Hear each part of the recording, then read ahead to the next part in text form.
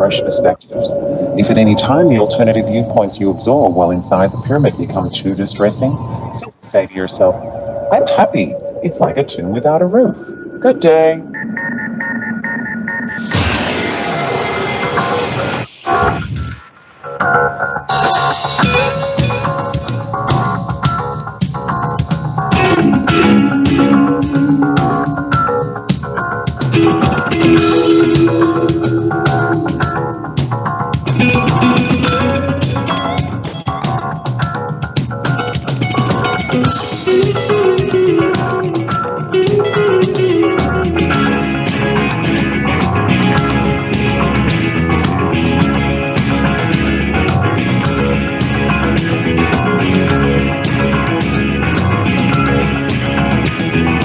Greetings, truth seekers, paradigm busters, New World Order, civil disobedience, freedom fighters, free thinkers, higher mammals, good people of all types. How's it going? My name is Michael Parker. Welcome to episode 2 of the Electric Pyramid, coming to you as always from an undisclosed location here in Hollywood, California. Hope you're doing well. And riding shotgun is my good friend and confidant, Mr. Joe Kiernan. How are you doing, brother? Excellent. Excellent. Good. Thank you. How are you tonight? Good. I'm doing good, man. It's going to be a good is going to be talking about her new book. And before I get to that, I just want to tell you guys,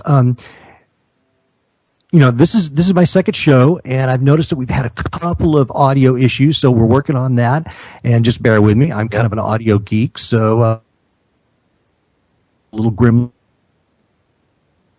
Really fortuitous and very inspiring. My daughter, my oldest daughter, Nico, is in the 6th grade here in reusable spacecraft. This is a literal rocket factory in Southern California. And what's amazing about it is if you've not been on his website yet, go onto the SpaceX.com website and take a look at this new capsule, the Dragon V2. It is stunning. It will hold 7 people, and when you look inside of it, from the outside, you might say, well, that looks like a kind of typical small capsule. But if you look at the inside of it, first of all, it holds 7 people. It's extremely clean in its design. And there's this fold down kind of touch screen. It looks like a cross between Minority Report and Star Trek.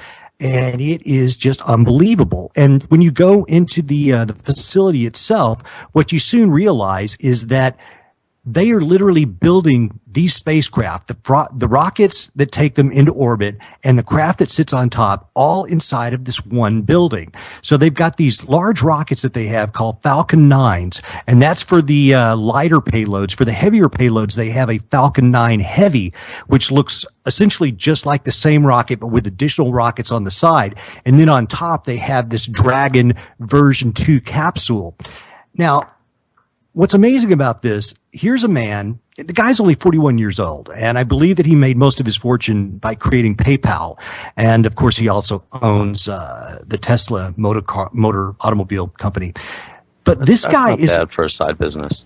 It's not bad. Right. And this guy, it's amazing because he's literally in competition with countries like China and Russia, and then major American defense contractors like Lockheed Martin. And frankly, he's kicking their behinds. And he has got the first private enterprise spacecraft to dock with the ISS. And so I encourage everyone to go on to the website and take a look at what he's doing. It was very inspiring to me. And one last thing about this, what was funny and in a way kind of sad is that so we're all there watching all of this, and the kids, these are 6th graders, boys and girls, some of whom were interested for a little while. Some of them were not really interested at all. And yet myself and all the dads and the parents that were there, we were all slack-jawed. And I think that kind of speaks to this situation that we have now where, listen, I'm going to give away my age. I remember the Apollo space program, and it was incredibly influential to me as a child. It just blew my mind.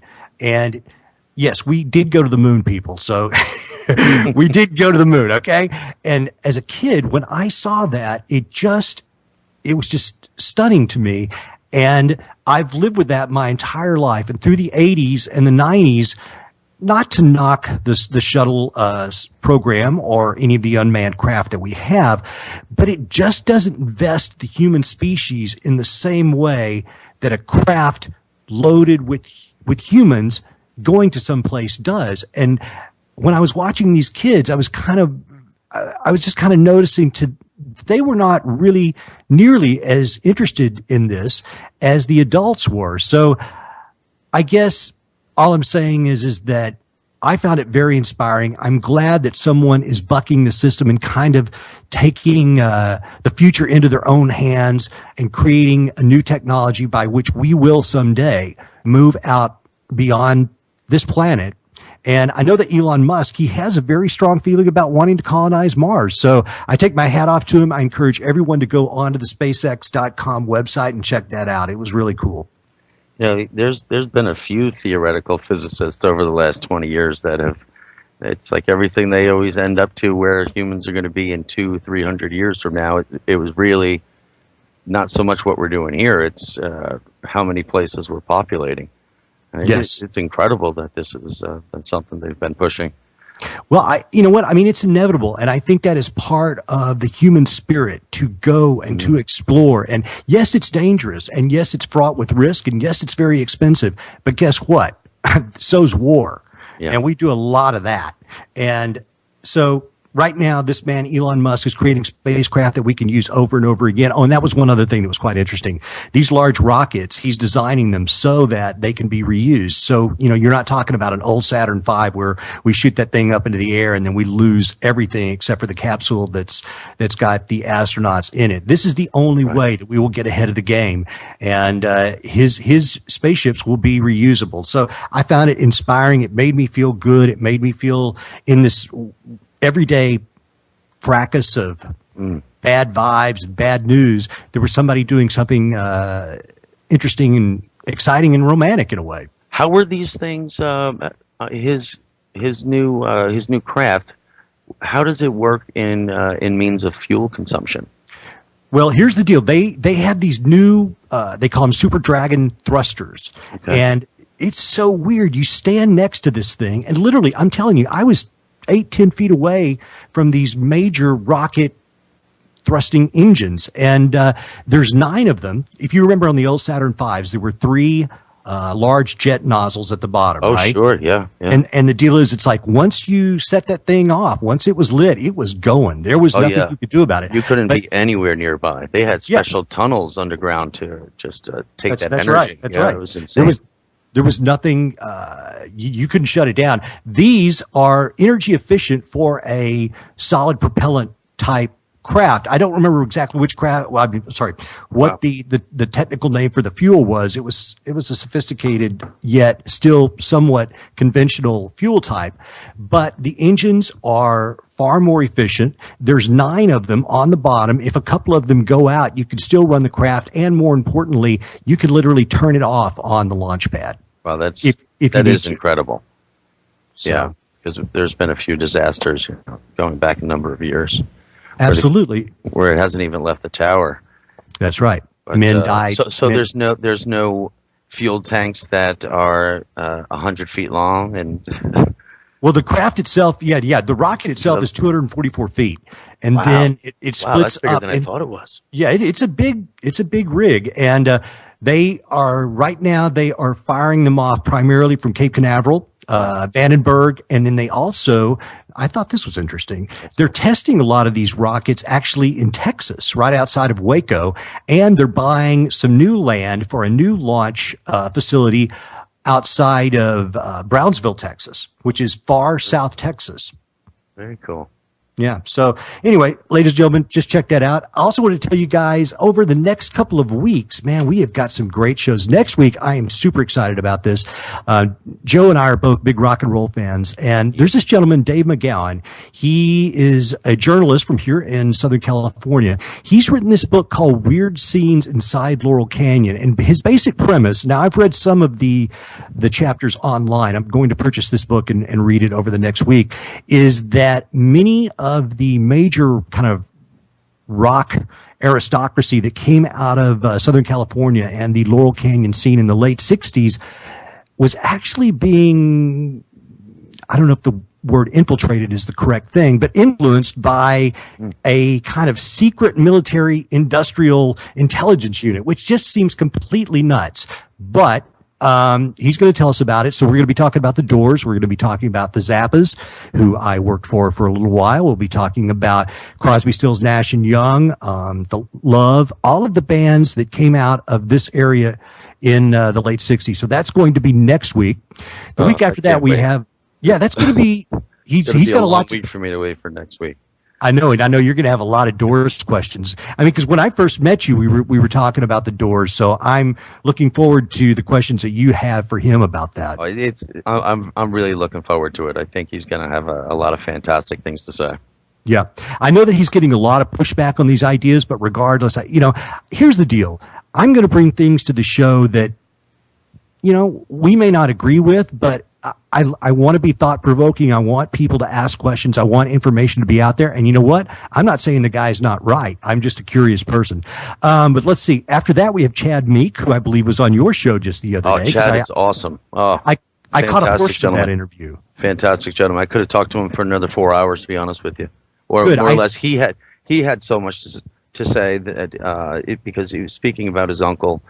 So he's basically speaking about a profoundly interesting gentleman who crossed paths and worked with a lot of the major influential minds, pre-World War II and immediately after.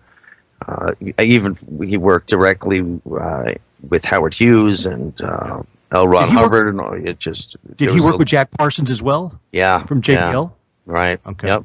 It was just a lot of good minds around him, one way or another, whether he was using them for influence or it was the other way around. I learned a lot from it when I thought I knew a good deal. So he was a very impressive gentleman. And then the week after that, which is the 26th, another guest that I know that you've had as well, Robert W. Sullivan IV. We're going to be talking about Freemasonry and esoteric symbolism. Joe, I got to ask you, have you ever considered... Scholar and a gentleman as well. Seems like it. Have you ever considered being a Mason? I've considered it. It's at the right time. I'm sure. I'm sure one day it's within the realm of possibility. It's just the time hasn't been right, and you know how my mind works is not being confined to particular dogmas. Yes, and rights and yes. And the patterns that I still have free reign of when and how I'm going to research and read but however, a lot of what I study is immediately the same, I should say, or they're one and the same. And I've spoken with many people on high levels for information going both ways.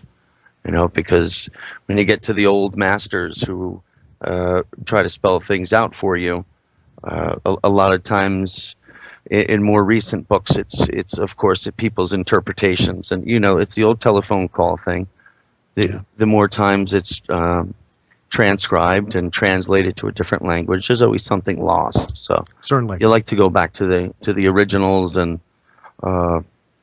Once you really get there, and it's kind of a whole circle. There's so many things you have to learn, and geometry is very important, and Euclid is. I wish someone had told me the importance of knowing and mastering Euclid's elements when I was a child. I wish they explained to me. So you didn't get that in grade school, huh? Well, I got it, but it was more of you have to memorize this because the test is Thursday. It wasn't, let me show you how wonderful this is and how you could apply it to everything. Right. And I'm sure, knowing myself, I would have said, wow, that's absolutely fantastic. Show me more. And right. When that happens, it's like a eureka moment. When you understand something instead of being told to memorize it, it's, every good teacher isn't trying to teach you something. They're trying to get you to see it on your own. Sure. And once you do, it's more, you're not just getting the, remember, the Constitution was Declaration of Independence was 1776. And that's all you have to remember for the test. It's another thing to tell the whole story, and someone could usually get a lot more out of it. Understood. And Euclid's was huge for me. It really tells you how to. Once you could explain all of Euclid's elements, you could really explain anything that's true.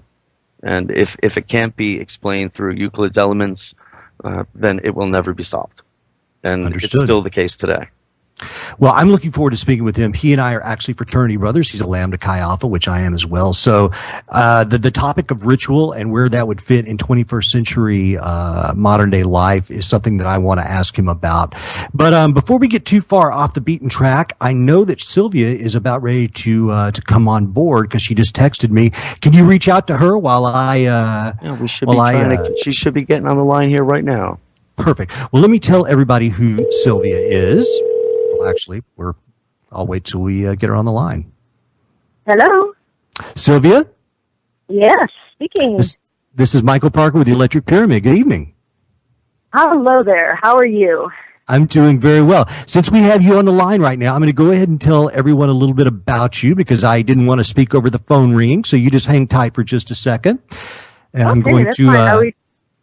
Are we doing Skype or just the phone? We are doing Skype. Okay, fantastic. Cool. Sylvia Shults is a paranormal investigator and author of fiction and nonfiction. She began her career as a ghost hunter as a result of doing the research for her nonfiction book, Ghosts of the Illinois River. Her current book, Fractured Spirits, Hauntings at the Peoria State Hospital, which is what we're going to speak about tonight, is the result of years of research. Shults spoke to dozens of people who have had paranormal experiences at the abandoned asylum, and she has also done many investigations of her own. The book and Shults' research was featured on an episode of Ghost Hunters, which aired in January of 2013.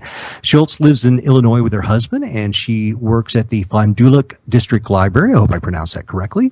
Mostly in order to feed her book addiction, which I totally understand. She also serves as the publicity director for Dark Continents Publishing. So, Sylvia, welcome aboard. Thank you very much. I'm absolutely delighted to be here. You are quite the Renaissance woman. I was reading a little bit more about your bio. I mean, you kind of forage for wild foods. You make cheeses and wines. I mean, that's brilliant. Yeah, well, thanks. I love to. I don't watch a lot of TV, and I hate to be bored.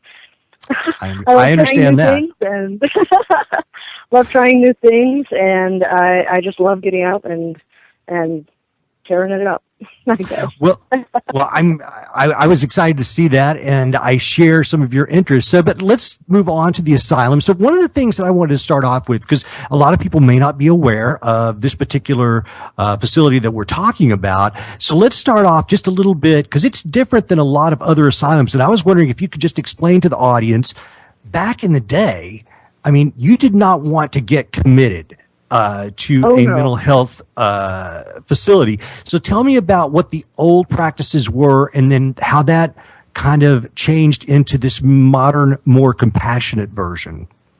I would be delighted to. Back in the day, back in the latter part of the 19th century, anyone with an empty barn and $25 to the license could apply for a license to become an almshouse.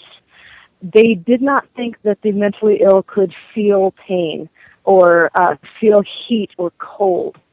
So they were kept sometimes in these drafty barns. A lot of the women who came to the Peoria State Hospital at the very beginning when it first opened arrived pregnant because they had no supervision in the almshouses, and there was a lot of abuse, physical abuse and sexual abuse that was going on too. So they just had no recourse. They had no protection at all. Peoria State Hospital was not the first state institution, but it was one of the very earliest. Now, this meant that there was state oversight over the care of the patients.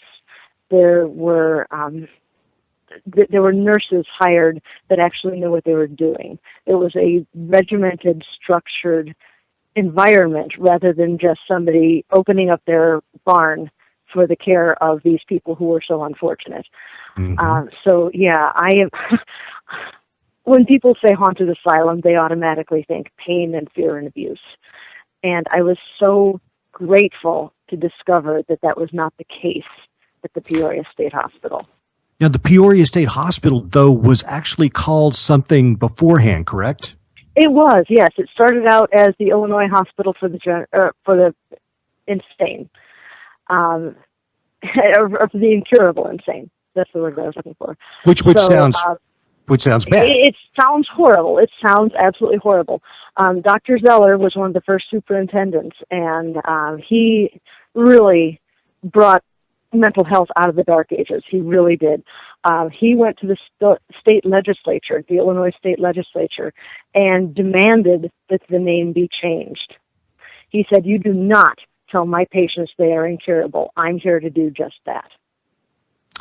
Let's give our audience some idea of the size of this, because this was like a complex. I mean, this wasn't just a single building. Tell them how large an operation this was.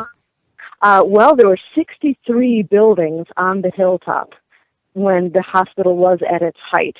13 of those buildings are left. Now, when people saw the Ghost Hunters episode about the Bowen building, I was kind of irritated. I'm sitting on the couch watching the episode, bouncing up and down, going, "No, that's not right, that's not right." They kind of gave the impression that the Bowen building was the only building of the asylum. That's absolutely not true. There are 13 of the original buildings left. Most of those have been repurposed into for other uses. The former gymnasium is now a country and western dance bar. Really? Right next to, yeah, it's called Stone Country, and they still have quite a lot of paranormal activity there. The building right next to that was kind of a commissary for the patients. That is now a restaurant, the Club Phoenix.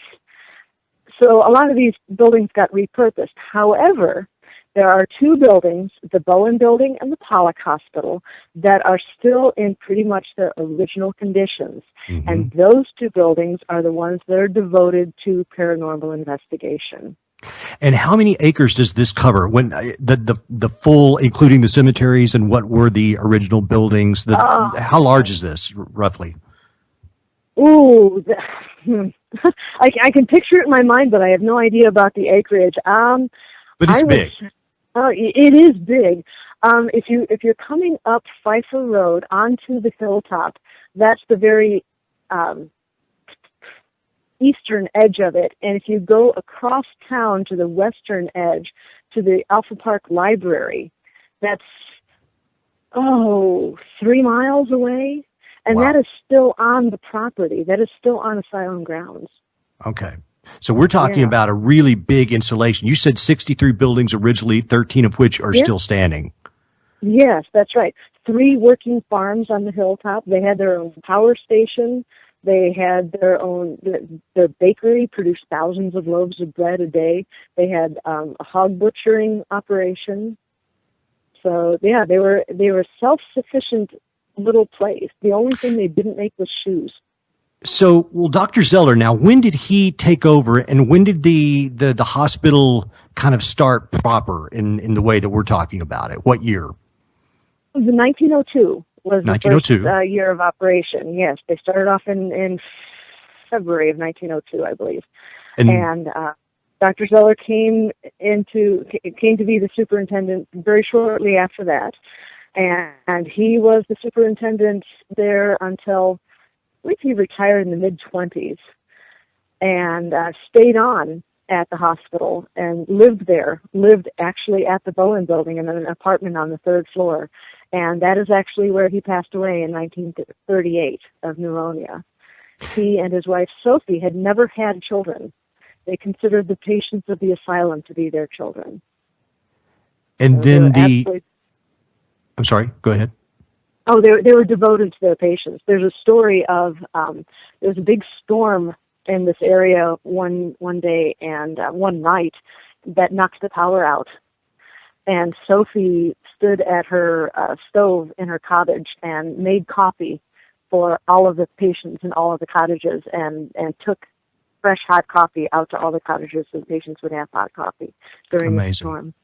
Yeah. And at one point, did I read this correctly? There were up to 4,000 patients there?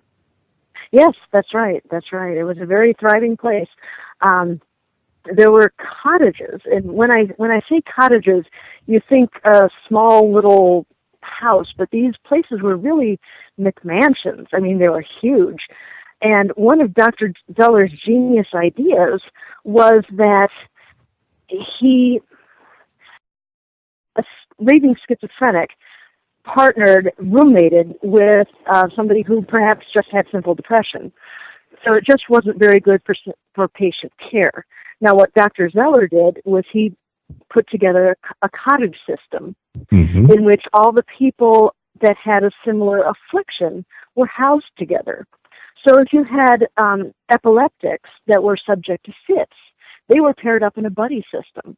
So if you happened to have a fit, help was just as close as your buddy was. Right. So there were a lot of patients that they were allowed to live together. So if you were having issues, you were surrounded with people who knew what you were going through. So that really helped with treatment too. Yes. Hey, this Dr. Zeller, how did he come about this? Because when I'm looking at previous treatment and the way that people with mental illnesses were kind of, God, I wouldn't even call it diagnosed because they were just treated horribly. Where did his philosophy arise, which makes so much more sense? And, you know, not only is it more compassionate, but it just makes more medical sense. How did he come about to think this way? Well, I think it was just a facet of his personality. He just really cared about the people under his protection, really. He just felt that people, no matter what their issues, should be treated like human beings. Mm-hmm. The thing that made Dr. Zeller's superintendency absolutely revolutionary was that he came into the asylum and he took the bars off of the windows. The buildings were all built with bars on the windows and locks on the door. He forbade the use of restraints. He took the bars off the windows and he repurposed those bars into the cages for a zoo on the grounds. And he allowed the patients to take care of the animals. He took away all the straitjackets and the manacles and the straight gowns. And he put them all in a small room next to his office. And the only reason he kept them was for his staff to point to and say, never again, not here, not at this hospital. We refuse to use these. And he just came from a place, a philosophy of treating people like humans. Mm-hmm. You know, treating them like human beings rather than their affliction.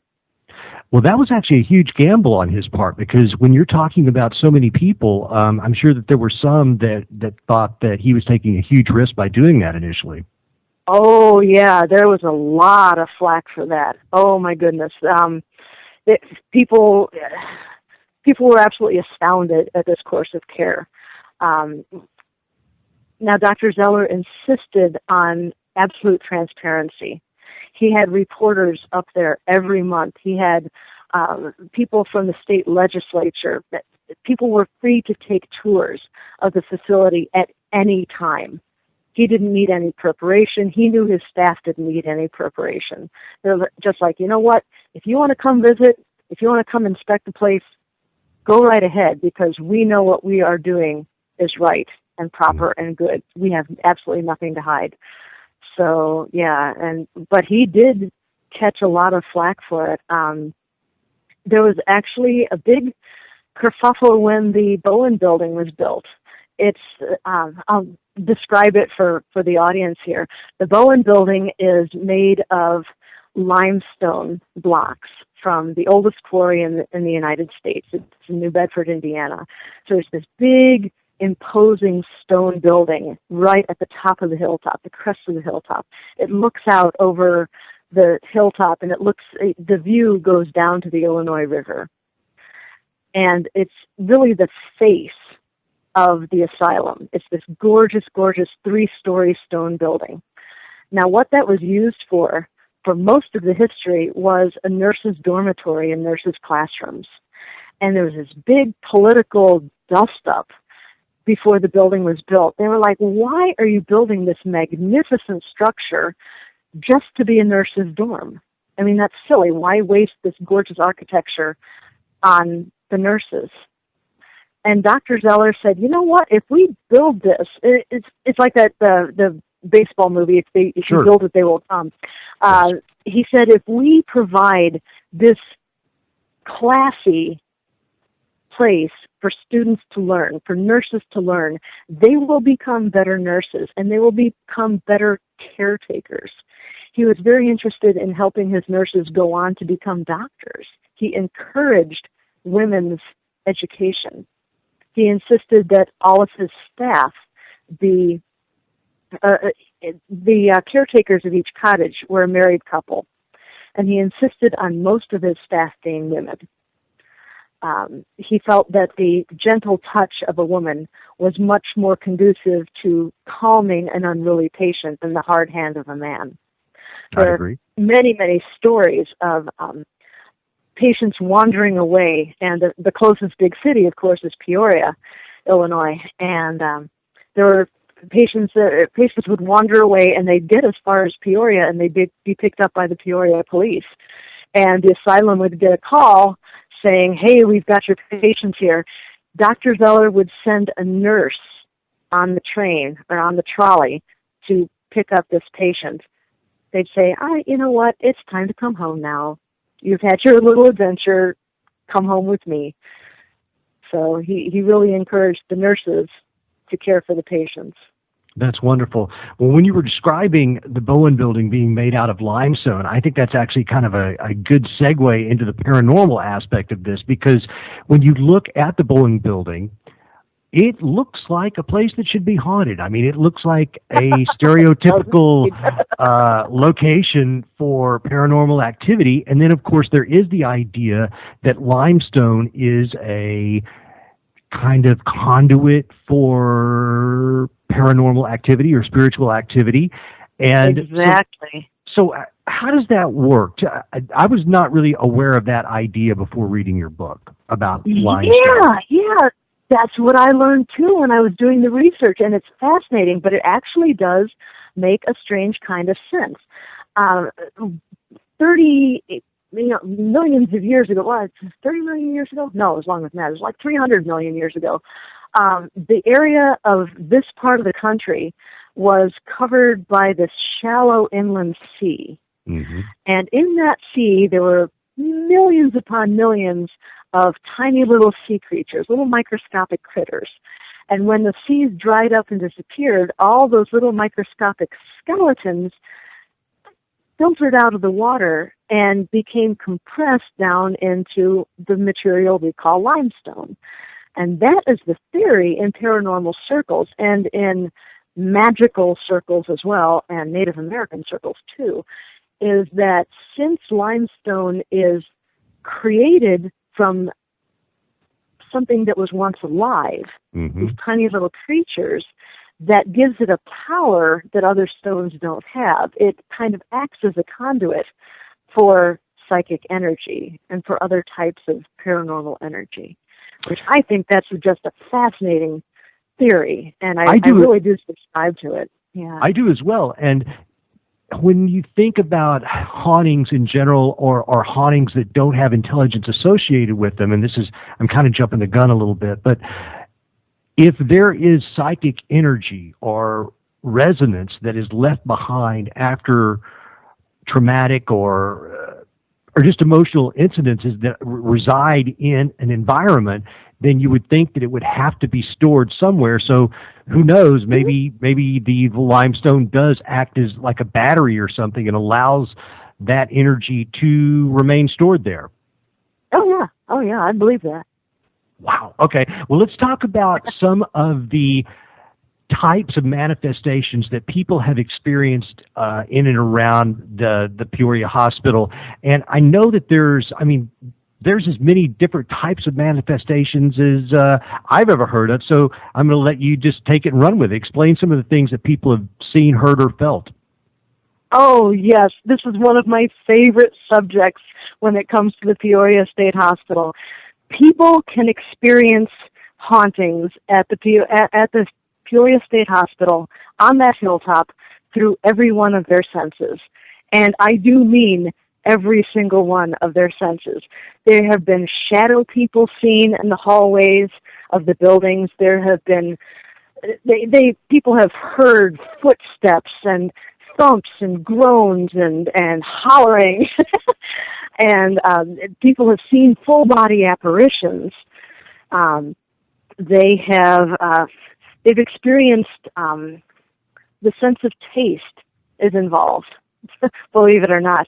One of the symptoms of tuberculosis is, or one of the horrible things about tuberculosis is that it causes lesions on the lungs. Mm-hmm. And when you cough, those lesions rupture, and you end up coughing up blood.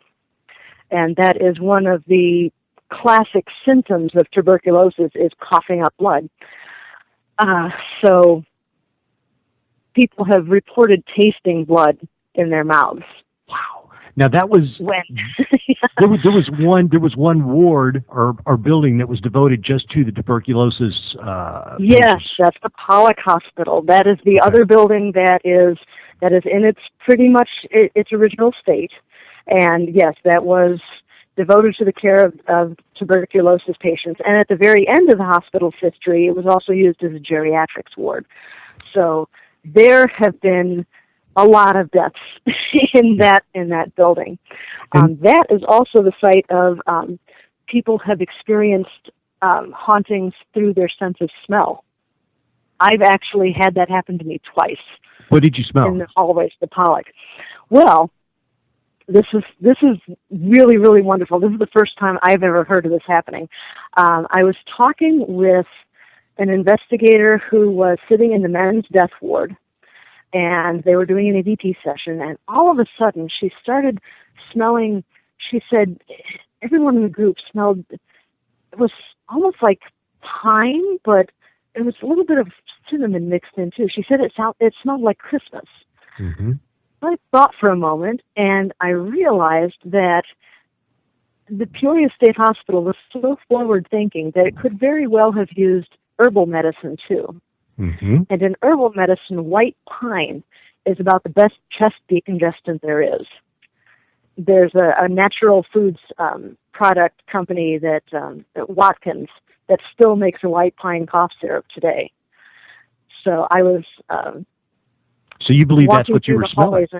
Oh yeah, absolutely. I was walking through the hallways myself with a team that was doing some filming for a show called Haunted History of the Paranormal, and the cameraman stopped dead in his tracks and he said, "Why am I smelling a Christmas tree right now?" And I explained it to him, and I sniffed. And I was like, "Oh wow, this is great! I'm smelling pine. This is wonderful." Mm-hmm. And the second. The second instance where that happened to me was something entirely different. I smelled tobacco, and there's actually a story behind that. There's a very specific spirit that is associated with the smell of tobacco. And you and I talked about this earlier in the week. Let me jump in just for 1 second. I know I forgot to tell the audience, and just so we can catch everybody up, because they're probably thinking, well, Michael, when did this place close? So the hospital, and then we're going to turn back to the tobacco and that particular person. The hospital itself closed in '73, and why was that? Well, in the late 1960s, there was a great big remodel going on of the hospital buildings. The Bowen building was, all those beautiful day rooms were chopped up and turned into small administration offices. They did this big remodel, completely changed the inside of the building. So in order to get the money for this, the hospitals asked the state for money. So that caused the state of Illinois to take a good, long, hard look at the asylum's finances and their way of operation. And what they discovered was that the Peoria State Hospital had the highest rate of cure in the entire nation. However, they were also the most expensive. So the state started cutting funding. Yeah. So instead of one nurse for every 4 patients, you had one nurse for every 10 patients, and then one nurse for every 20, and then one for every 100. And when you're that short-staffed, their abuse can creep in. And unfortunately, that's what happened. Yeah, I don't even say you can operate at that level of... That just seems impossible. Yeah, yeah. People were picketing the state capitol. They were like, please, please give us our funding back. Our patients need us. And it's just absolutely heartbreaking to hear about this. The other way that they cut funding, the other way that the state cut corners was that they forced the asylum to hire what's called limited license physicians. So instead of the physicians that had been caring for these patients, because it was not only a mental health care center, it was also a physical care center for the poorer people of the area. Right. So instead of these qualified physicians caring for these patients, a lot of these limited license physicians came from the Philippines, and they only had enough English to pass their very basic medical boards. And they couldn't communicate with the patients very well. There's a very tragic case of, in 1972, there were 3 patient deaths at the asylum. 2 of them were patient-on-patient violence because there simply weren't enough staff to watch them. Yeah. And the third one was an absolutely tragic case of a fellow who worked a piece of tinfoil into his ear. Yikes. And developed an ear infection and couldn't communicate this to the doctor. And that ear infection turned into meningitis. And he was taken to a hospital in Peoria and died there from the meningitis infection. And that, of course, those 3 deaths right bam, bam, bam in a row caused the state to do an investigation. And they said, you know what, we're sorry, but we have got to recommend that this place close. Mm-hmm. So absolutely tragic, but yeah, that's what happened. Something that began with such great intentions and helped so many people, once again gets brought down by just lack of funds. Yes.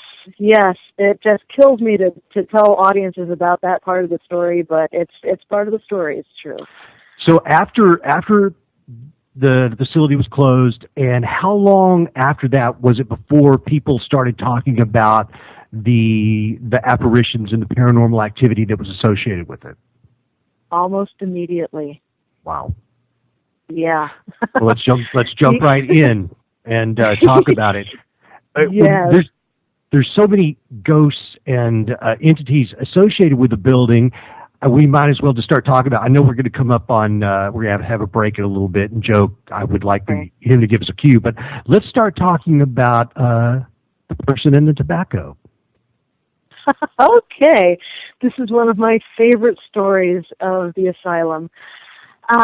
In 1843, there was a woman, a child was born named Rhoda Derry. She was born in 1843 in Indiana. Her family eventually moved to Illinois and settled around the Quincy area. Now, Rhoda Derry was the baby of the family. She was the youngest of 7 children. Absolutely beautiful. She was legendary in her family for her beauty. When she was 16 years old, she fell in love with the son of a neighboring farm family. The Derrys were farmers. They were kind of poor. They were dirt farmers. And the Phoenixes, Charles Phoenix was the boy that Rhoda Derry fell in love with. The Phoenixes were really well off. They had lots of land. And Mrs. Phoenix was not keen at all on her son marrying this poor little dirt farmer. Mm-hmm. She kind of thought that the Derrys were after the Phoenix land. We don't know how far Rhoda and Charles's relationship went, but we do know that Charles asked Rhoda to marry him and that she said yes. So Mrs. Phoenix was all up in arms about this. She was not going to let this happen. So she went to Rhoda and she said, if you do not release my son from this engagement, I will curse you. Now, this is actually something that Rhoda would have taken seriously because her grandmother, Moll Derry, was known as the Witch of the Revolution. In Pennsylvania, she fought with her husband in the Revolutionary War. Really? And after, yes, they were Hessians. And after the war, Moll Derry set herself up as an herbalist, as a wise woman. And she actually, if you believe the stories told about Mulberry, she was not only an herbalist, but she was also very skilled at hex magic. Mm-hmm. So she did cast curses, and she did get results from them. So Rhoda knew about this. Witchcraft is something that she would have taken very, very seriously. Sure. So here comes Mrs. Phoenix, all upset about this engagement, and she says, "You know what? I'm going to curse you." It was very shortly after that Rhoda came home and suffered a manic break. We don't know why. Perhaps she had epilepsy to begin with, and coupled with this trauma of losing this engagement, it just sent her over the edge. And she's about 17 or 18 at this point, or? Yes. She was just 17 years old. And the more I learn about this story, the weirder it gets. She was actually institutionalized at Jacksonville, in the institution there. And she would be locked in her room every night. And every morning, she would be found wandering the grounds.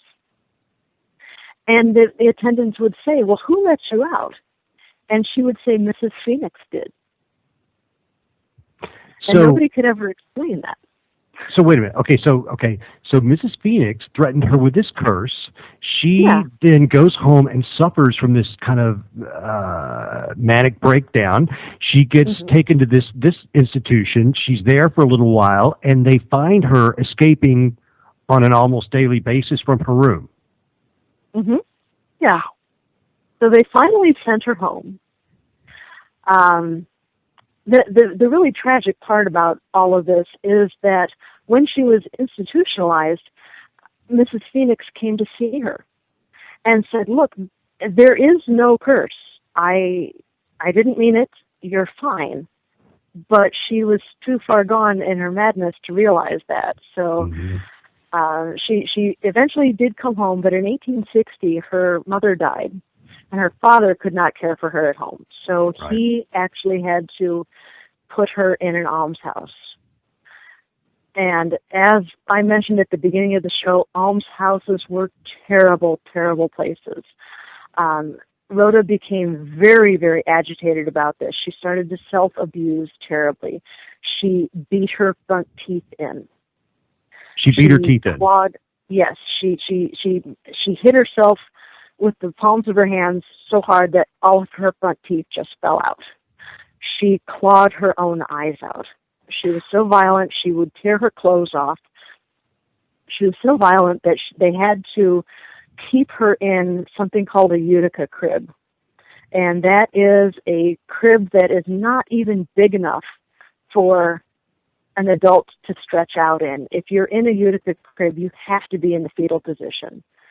And it is this box lined with straw, and the mice would crawl over her.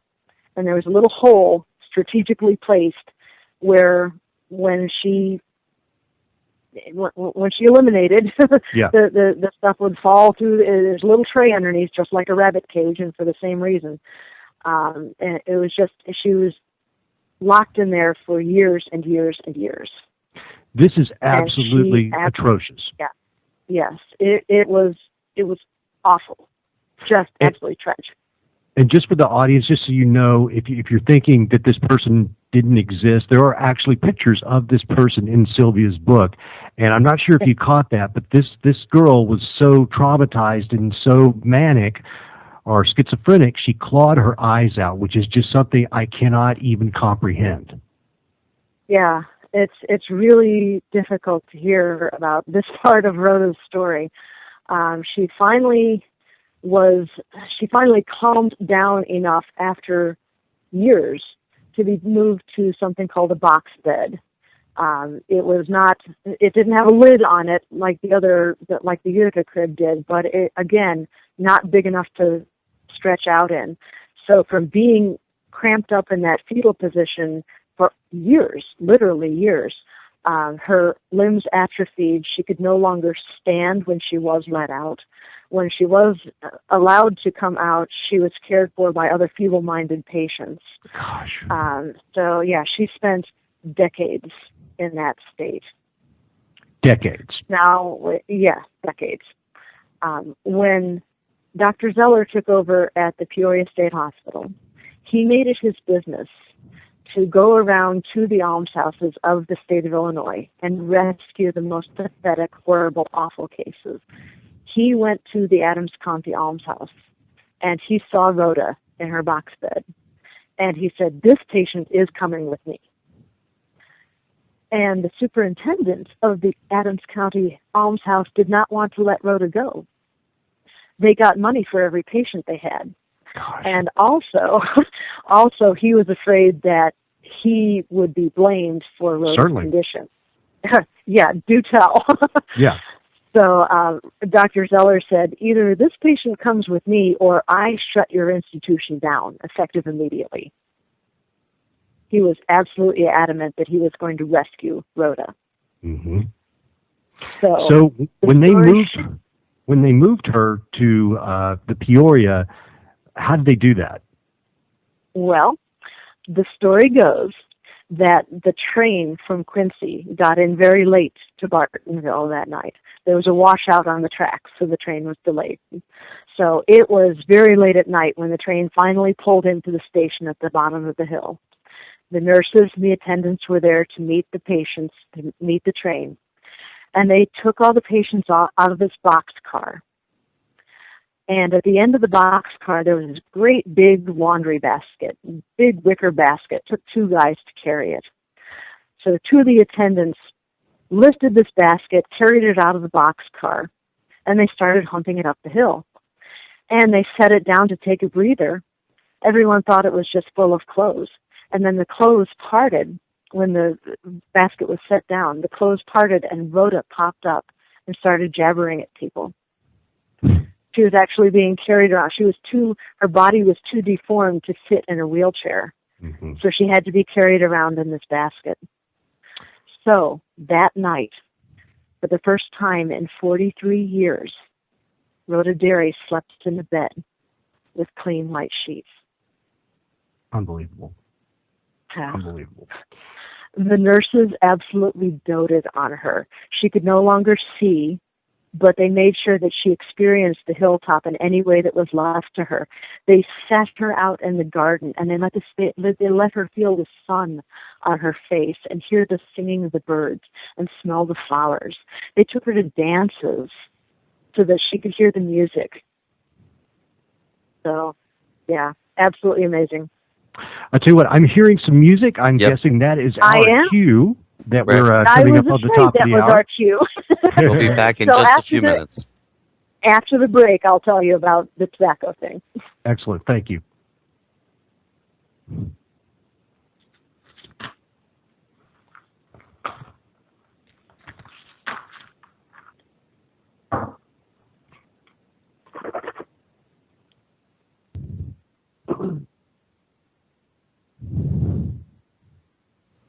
Hello, everyone. My name is Joe Kay. Welcome back to the Electric Pyramid, hosted by Michael Parker.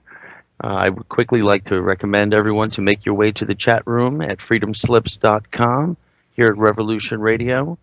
You could get yourself involved in several different great conversations, a lot of interesting things getting tossed around at all times. There's 2 studios, Studio A, Studio B. You'll be able to find a lot of interesting programs, certainly to your liking, I will assure you. We'd like to remind everyone we are the world's largest listener-supported radio. If you could kindly make a donation at the station, whatever the means may be, I assure you it goes to only furthering the limits of the broadcasting. We can reach a larger audience and continue to grow the level and the platform in which the station provides for us. And Michael, if you don't mind, I wanted to say a quick word and remind everyone that today is a 70-year anniversary of the D-Day invasion and the Normandy landing at Omaha Beach, where thousands of soldiers had lost their lives, and it was a brutal battle scene. And there's a big ceremony going on commemorating the 70 years. Currently, right now, I believe it just began within the last hour, if I'm not mistaken. And there's a lot of political figures there, and I hope everyone could be there on peaceful terms. So hopefully it'll be a good reminder so we don't make any foolish mistakes in the coming times. So, Thanks for bringing that up, Joe. Thank you for your time, everyone. Thanks. Yeah. Wow, that got me off the game. I was thinking about it. Well, I'll tell you what, my name is Michael Parker. We are back for the second hour. We're speaking with author Sylvia Shults, and we're talking about her book, Fractured Spirits. And if you want to go to her Facebook page, it is just facebook.com/Fractured Spirits. And there is some EVPs on there that you might want to check out. I had really hoped to put them on the air tonight, but they are so subtle. The very nature of EVPs is it's very nuanced. It's hard to hear. So I was going to try to put them on the show, but it's better if you just go to her Facebook page because there's a lot of great information there. And if you listen, you will hear some things that are going to surprise you. So I encourage you to check that out. Also, her website is just sylviashults.com. And if you are on Twitter, I would love for you to follow the Electric Pyramid on Twitter. It's just @ePyramid. And my Twitter handle is Michael Parker LA. So, join us up there. And Sylvia, are you still with us? I most certainly am, yes. Fantastic. Well, thank you for hanging with us. And let's just return to what we were talking about, which is this person, Rhoda Derry, who had an absolutely tragic existence.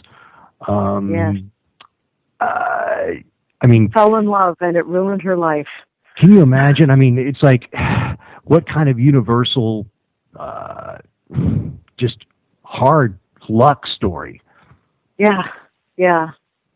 So what happened to her? So she gets there, and she's finally in a place where she's going to be treated like a human again. Absolutely, absolutely. The nurses doted on her. The nurses treated her like a favorite daughter. They carried her around wherever she needed to go. She knew that Dr. Zeller was her savior. Whenever he came into the room, she would hear his voice. She would absolutely light up. She was the only person. He was the only person that she would smile for. So if you get Fractured Spirits and you see the picture of Rhoda Derry, she's sitting on the floor and her knuckles are gnarled and crabbed and her eyes are hollow. Yeah. But she's smiling, and she's looking off. Her head is tilted. Her head is facing somewhere off camera, kind of behind the photographer, and you can just wonder, is Dr. Zeller standing behind the photographer? Is that who she's reacting to? So gleefully and so honestly and warmly. And I always wonder about that. Who was in the room when that picture was taken? So yeah, she passed away in 1906 from tuberculosis. She actually contracted TB when she was at the asylum, and she, far from being relieved that they were not having to care for her anymore, the nurses were devastated when she passed away. Absolutely devastated. So yeah. Oh, the tobacco thing. That's right. Yes. Well, yeah. I lost the connection for just a second. So I wanted to back up a little bit. And so the remainder of her time, how long was she actually at the Peoria hospital towards the end of her life? How long was she able to be? Just 2 years. 2 years, yes. She came to us in 1904, and she died the day before her birthday in 1906. Wow, a day before her birthday. She died in October of 1906. Yeah. And when she died, was it just the ravages of her body finally seizing her? Yeah, or it was an absolute miracle that she had survived that long in the condition. And Dr. Zeller would point that out. People would be absolutely horrified at her condition.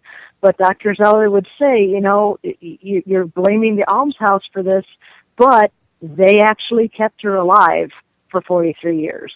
in the condition that she was in. So don't be too hard on the almshouse, even though it was absolutely atrocious. So her body just wore out, and she contracted tuberculosis, and that's what took her. When did she develop the taste for chewing tobacco? Oh, yes. She developed a taste for chewing tobacco when she was a teenager. The legends go that she would, if you came to her house and wanted your fortune told, she would, after her first institutionalization, she developed some weird sort of prophetic powers, apparently. And if you came to her house and gave her some chewing tobacco, she would tell your fortune for you. No kidding. She had a taste for tobacco all her life. And in the Peoria State Hospital, they found out about this, and she could no longer walk, of course, but she could kind of crab along the floor on her knuckles and her knees. And if she knew that you had chewing tobacco, she would kind of crab over to you and tug on your pants leg and ask for some chaw. So that is the legend, is that she loved that hilltop so much that if you are anywhere on the hilltop, doesn't matter if you're at her grave in Cemetery 1 or if you're in the Pollock Hospital or in the Bowen Building, anywhere on the hilltop, if you feel somebody tugging on your pants leg and you smell chewing tobacco, that's Rhoda. Now, my experience with this is that I was in the women's ward of the Pollock Hospital, and there wasn't much going on. The energy in the women's ward tended to be really subtle for the past several years. In the past couple of months, the energy there has just skyrocketed, and I've got all sorts of fun stories about that. But that particular evening, the energy was very subtle, not much going on, so I told Rhoda's story to the group that I was with in the women's ward. And then we decided to rejoin the rest of the group, move to another part of the building to ghost hunt, and as we were walking out of the women's ward, every single one of us smelled chewing tobacco. Wow. And I talked to, it was great. I talked to a guy who is very talented at capturing EVPs, and this is not one that somebody is going to find on the Fractured Spirits page, unfortunately, because he hasn't shared it with me yet. But he told me about it. He was at Cemetery 1. He was standing in front of Rhoda's grave, and he said, "Oh, Rhoda, I am sorry. I meant to bring some chewing tobacco for you, and I forgot. I apologize." And moments later on his tape, you hear a gravelly voice, and I've heard this. It's this gravelly voice that says, "That's okay. I can't chew anymore." My gosh. That was just phenomenal. Brilliant. My jaw just dropped when I heard that. It was wonderful. Well, tell us about some of the other spirits that are known to populate, because I think I read in your book that they thought that there was an estimate of like 30 to 40 different entities. Yes, absolutely. There are at least that many. I have encountered several on my own. There's a young man named Christopher who is in the basement of the Pollock Hospital that introduced himself to me, and that story is in the book. Yes. There is a delightful story that is also in the book of a friend of mine was driving up the hill going towards the library, and he is very sensitive, and I gave him directions to the library that he was going to visit, and the directions took him past the Bowen Building, and I said, "All right, put your guards up. You're going to see this big stone building. Put your guards up. I am not kidding about this." And he texted me. He was in town visiting, and he texted me. He said, "Is there a tuberculosis ward at this hospital you keep telling me about?" I said, "Yes, there was." He said, "Okay, that's what I thought. I picked up a hitchhiker." So over lunch, he told me the entire story. He was driving up the hill, driving up Pfeiffer Road, and he became aware of somebody sitting in the passenger seat of his truck. And he is savvy enough to know that what was going on. So he said, "Hello, my name's David. What's your name?" And the guy goes, "Well, I'm George." So he's hearing these things telepathically, I guess, inside his head, right? He told me he could actually see a shadowy figure sitting in the seat. Holy and cow. yeah, it's mostly telepathically, yes, that he was communicating with the spirit. But yeah, Okay. he became aware of this spirit sitting in the seat. I would be completely unsettled by that. This happens to him all the time. Okay. So he didn't let it. If I had been aware of this, see, somebody could be walking around behind me carrying their own severed head, and I wouldn't notice. I am really not that sensitive. So he's kind of used to it. Got it. So he goes, okay, well, George, what's the matter? And George said, well, I have TB. And he said, okay, you're not planning on coming home with me, are you? And George said, no, this is my home. This is where I belong. And David said, okay, so what are you doing in my car? What are you doing in my truck? And George said, well, I don't get out much. Wow. I was just howling when he told me this. So he was absolutely fascinated with the controls on the dashboard of David's truck. And he was stunned that there wasn't a gear shift. He's like, how in the world are you shifting without a gear knob? This is really strange. So David had to explain automatic transmissions to the spirit. And George said, wow, I'll bet that makes it really easy to get up the hill. David said, actually, yeah, it helps a lot. That is extraordinary. It was just hilarious. So George palled around with David while he went to the library and everything, and then he drove back down the hill. At the bottom of the hill, about where the asylum grounds ended, George turned to David and said, well, thanks for putting up with me, and vanished. And that was it. That was it. David said that was the most pleasant, well-behaved spirit I have ever encountered. Well, I would have to agree. That's a pretty friendly spirit. Let's talk about some of the spirits that aren't so friendly. Okay. Let's talk about the spirits in the basement. In the basement, in the morgue of the Pollock Hospital, yes. There is a particular entity. Well, Seth does tend to make himself known at places other than the basement. He can move around a little bit. I actually encountered Seth in Cemetery 1. I was out there with the group, and we were recording. We were using a spirit box, and Seth wandered over from the Pollock Hospital, which is where he usually hangs out, and he was cussing up a storm. And I'm not going to repeat any of the things he said, but he is a very unpleasant character, and the theory is that he was a dock worker in life, some sort of rough and tumble guy, and he's actually kind of a bully. There have been people down in the basement of the Pollock that have experienced a sharp pain, like a burning pain in between their shoulder blades, that doesn't let up until Seth decides it lets up. And we asked him once, why are you such a jerk? Why are you such a bully? And he said, because I can be. Because it's fun. Because I feel like it.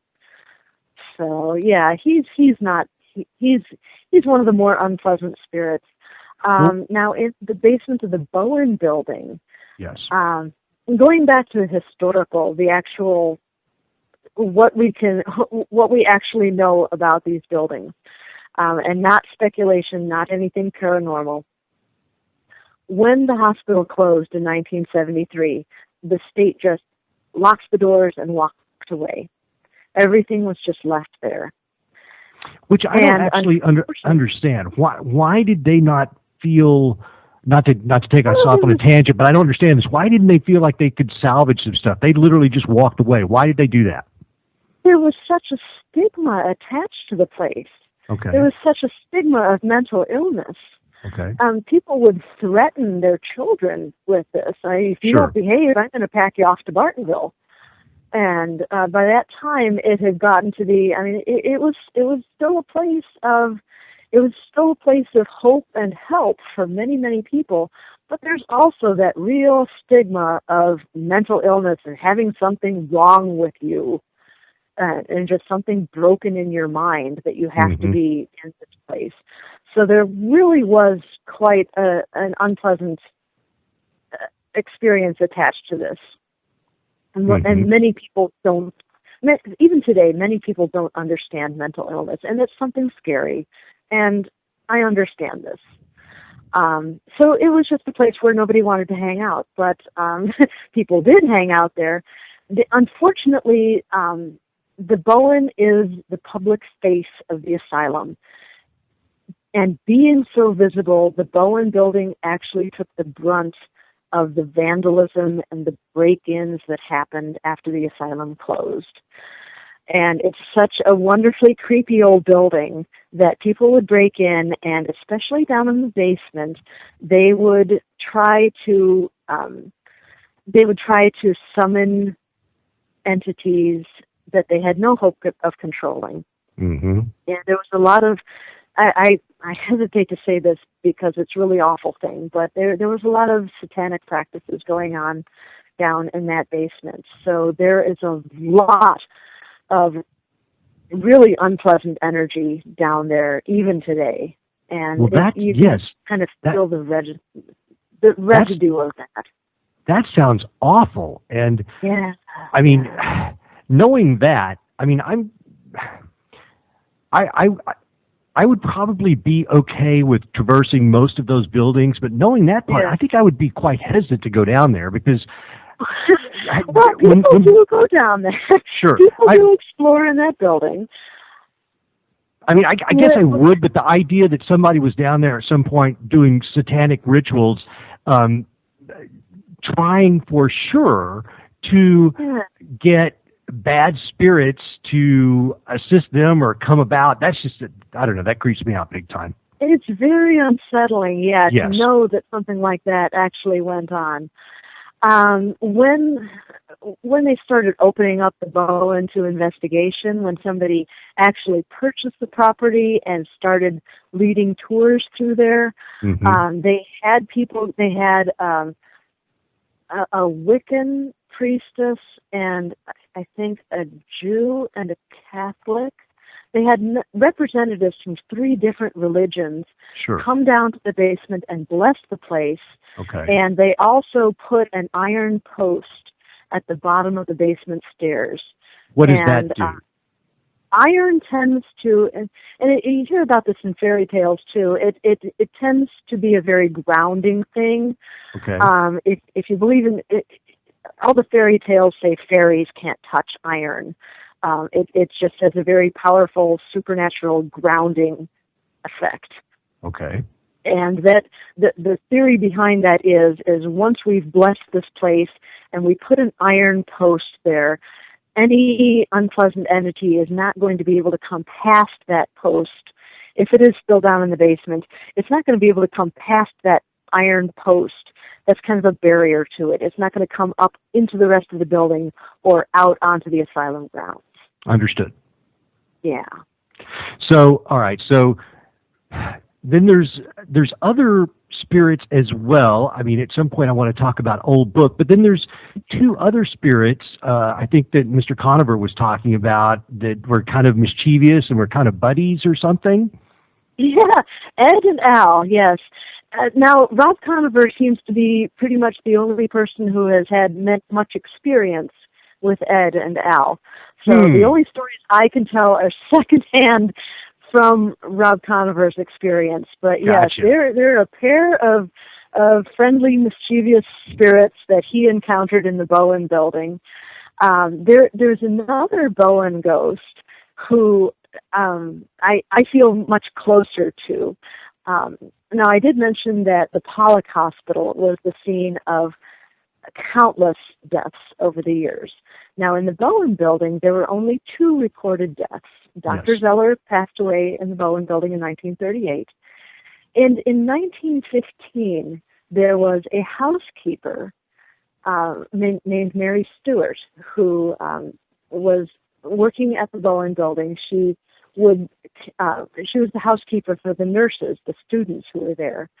and she fell ill at work, and she was taken to her room, which was possibly in the Bowen building, and she fell into a coma and died a couple of days later in her room. So if you go up to the attic of the Bowen building and you sit there very quietly in the dark and you just let the darkness unfold around you, you might hear somebody shuffling around as though they're tidying up or putting away bedclothes or something. Mm-hmm. And if you are very, very lucky, this entity might start to sing. And she always sings the same song. She always sings Ave Maria.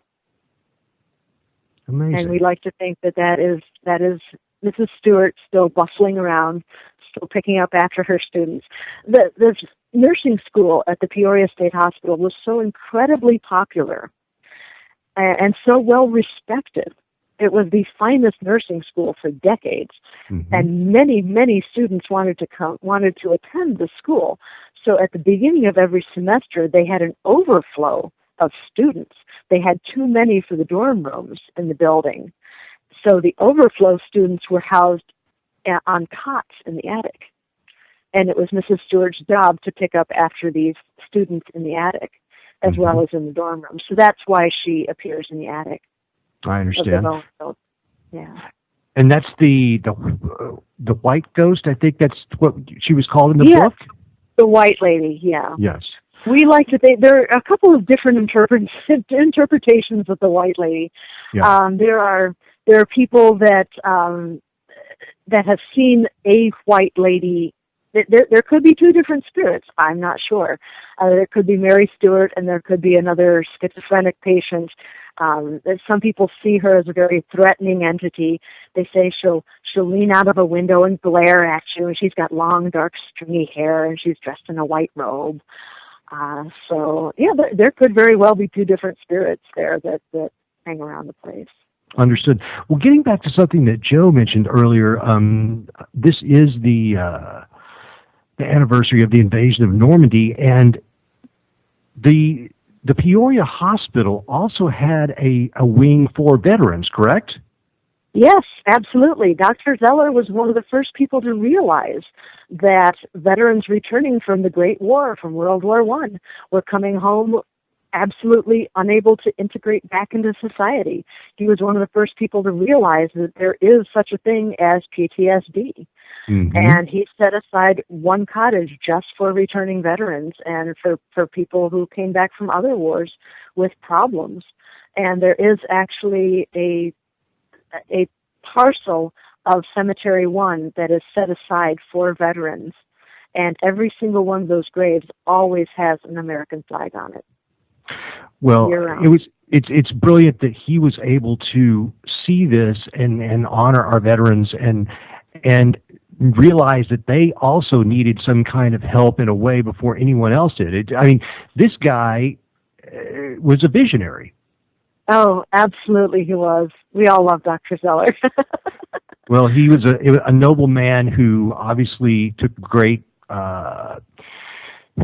care and joy in doing the work that he did. And are there any stories related to the veterans wing of this? I mean, do people ever hear anything about military men type ghosts? Oh, I haven't encountered anything like that. Okay. Now, somebody did share a story with me that she was helping out with the tours before the Bowen building was open for tours. Well, while it was closed for the asbestos with abatement. They were having abatement. Yes, that's the word I was looking for. Thank you. While the building was closed for that, they did tours in the cemetery, and one of the volunteers shared a story with me that she was standing next to Cemetery 1, which is where the veterans parcel is, and she was waiting for a group to come by, and she was absolutely alone, and she heard what sounded like a soldier's steady marching footsteps on the road that leads past Cemetery 1. So I found that very fascinating. That's amazing. So today, how many? Okay, you said that there were 13 buildings that were still standing, and the asbestos abatement has been done. I guess that was just in the Bowen. Yes, that was Okay. the only building that had any problem with it. Okay. So I guess one thing I'm curious about, since they're able to do these various tours, you do you have to make reservations ahead of time? How I know they don't want people just running amok up there. So how does one go and visit the facility today? Well, if you a little bit of shameless self-promotion here, if you are on Bring the it. Fractured Spirits page, Mm-hmm. whenever there is a tour at either the Bowen or the Pollock, I always announce that on the Fractured Spirits page. I know that the Pollock tours are incredibly popular. I was talking with the person in charge of the tours just a couple weeks ago, and she said they are already booked for tours up through 2015. Wow. What is so? Well, that sounds great for Good that luck. building. I mean, what is the future for the complex as a whole? Well, we are hoping to save every building that we can. Like I said, some of these buildings have been repurposed, so they're safe. I mean, they have they have businesses in them that are taking care of them and have no plans to tear down the building. Now, the Bowen building is rather another story. They have tours every weekend, and the times and the contact person, contact information is all posted on the Fractured Spirits page, so you can get a hold of them. They do not require reservations for their tours. You can just show up and take a tour. Okay. They will just let you go through the building and ghost hunt wherever you want to. You can take pictures, you can do recordings, whatever you want to do. Now, the Pollock tour is quite a bit more involved. That's why they're so popular. The Pollock tour starts off during the daytime with a tour through the 3 cemeteries, and they tell you about the history of the cemeteries and let you poke around there for a while. Then the group goes into the men's death ward of the Pollock Hospital, and you see a slideshow on the history of the asylum, which is wonderful. It's very historical, very entertaining. Then you go through the hallways, and there are costumed interpreters that tell you about the history of the asylum and reenact some of the scenes from asylum life. And it's only after that is done that you go lights out and you actually start your evening of ghost hunting. So there's a lot of value for the money in a Pollock tour. Understood. That sounds like a great time. One of the things that I saw in the book that I was blown away by is, I don't remember which tour it was. I think this was a couple of summers ago. There is a photo in your book, and ladies and gentlemen, you should buy the book. It's really good. There's a photo that was taken by a musician who was on the grounds that day. Can you give us kind of the story on that? Yeah. Yes. Well, the Bowen was doing a fundraiser.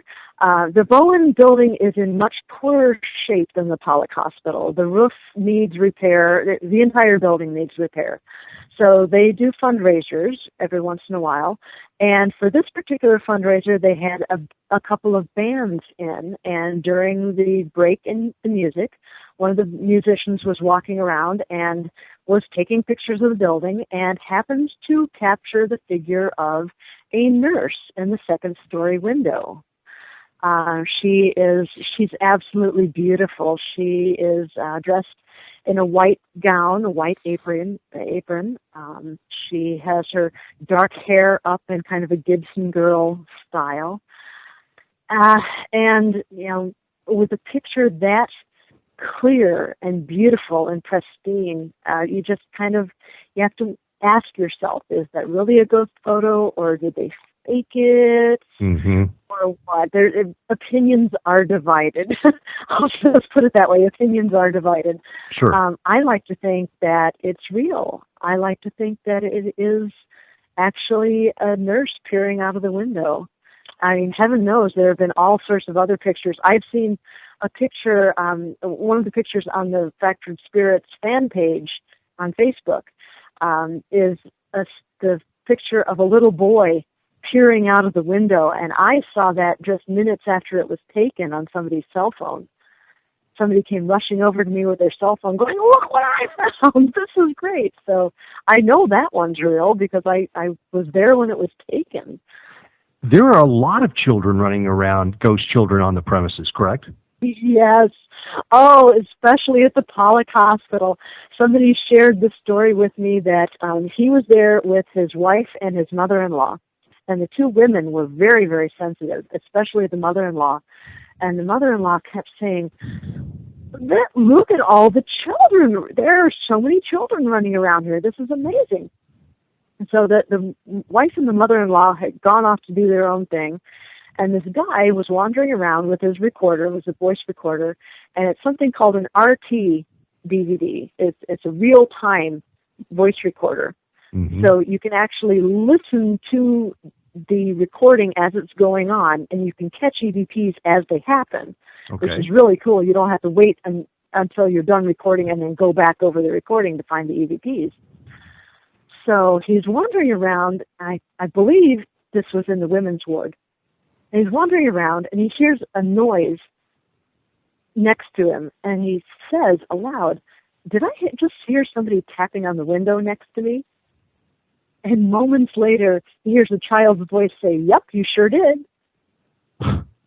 Wow. Which I thought was just charming. That's amazing. You mentioned earlier something I wanted to follow up on, and I forgot. You mentioned a ghost box. Oh, yeah, ghost box or spirit box. Yeah, or spirit box. Let's talk about that for a second. Explain to the audience what that is and how that works. Oh, man, this is just one of the most fun pieces of equipment you can possibly use as a ghost hunter. I'm really conflicted about it. Academically, I think, how can this possibly work? What the spirit box is, all it is it's an AM radio that there's a wire that you clip where it's set up to just scroll through the dial. Okay. And it's AM station, so it's mostly talk. And what it does, it just puts out a lot of white noise, and it puts out a lot of parts of speech, and it just goes by quick, just a second on each station, and it just keeps spinning through the dial. And the theory is that the spirits can take that energy and take those little bits of speech and use them to communicate. Now, before I first saw one of these in action, I'm like, this cannot possibly be real. This is, no, I'm calling shenanigans on this, because I just couldn't imagine how this could happen. But then I stood there and I asked questions and I got answers. The spirits were using the ghost box to communicate. And when you ask a question and you get an answer that makes sense right then, in real time, it's just the most fascinating experience. Let me ask you this. If I'm, just so that we can kind of understand what this would sound like, since none of us, we don't have one. If I'm listening to this, am I just listening to kind of a composite of a bunch of different shades of white noise and then an occasional word, or am I hearing a lot of words, some louder than others? What does it sound like?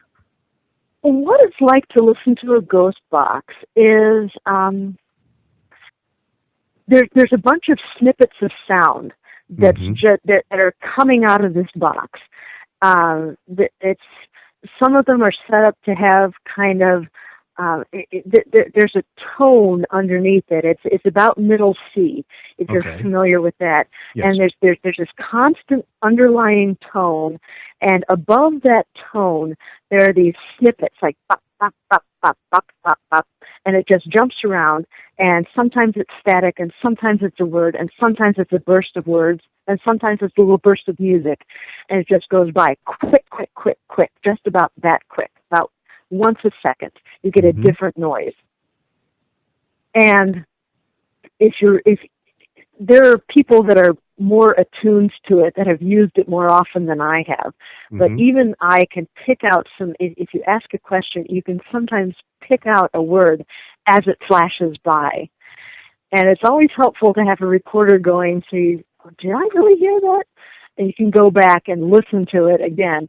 And on the Fractured Spirits page on Facebook, there are several recordings of spirit boxes where I thought, you know what, this is really neat. I should share this with people. So there are, if you really want to hear what a ghost box sounds like when you're asking questions and getting answers, you can find that on the fan page too. Excellent. We want everybody to go check that out. I know that as far as EVP goes, I can definitely speak to the fact that those are real. I've been involved in investigations and heard words and things. So I've not used a ghost box, but I'm very curious and hope to encounter one at some point. I know that we're kind of getting along in the hour. One thing that I would like to speak with you about, because it's part of the lore of the hospital, is Old Book and his story. And Old Book. You knew we had to go there, so. Oh yeah, absolutely. The story of Old Book is the most famous ghost story to come out of the entire history of the Peoria State Hospital. In 1906, there was a patient that arrived at the hospital who had suffered a nervous breakdown at work and was committed to the asylum. His breakdown was so total and so complete that he was rendered mute.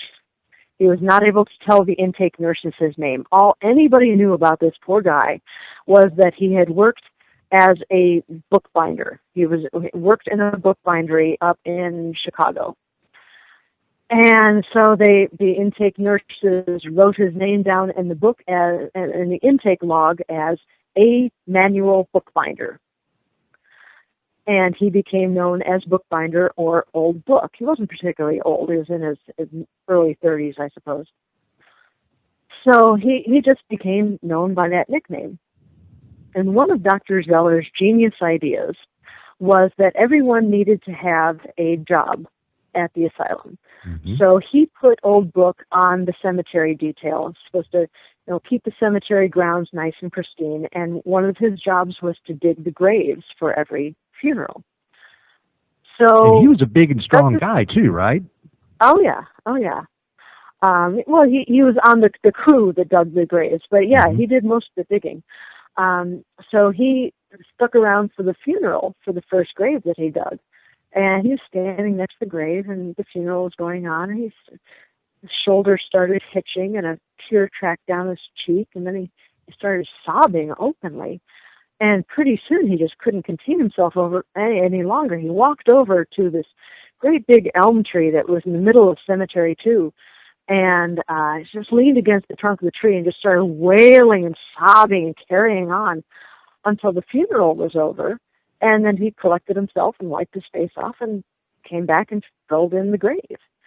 And he did this for every funeral he attended. And it became kind of an urban legend around the asylum at that point in time. And if a patient knew he was on his deathbed, he would grab a nurse and say, "Look, you have to have Old Book cry for me or I won't get into heaven." Mm-hmm. He became a very well-known fixture of the asylum. Mm-hmm. Well, in 1910, Book himself died. He might have died of pellagra, which was rampant at that time, a very horrible disease of vitamin deficiency. Or he might have died of tuberculosis. There was a lot of tuberculosis death then.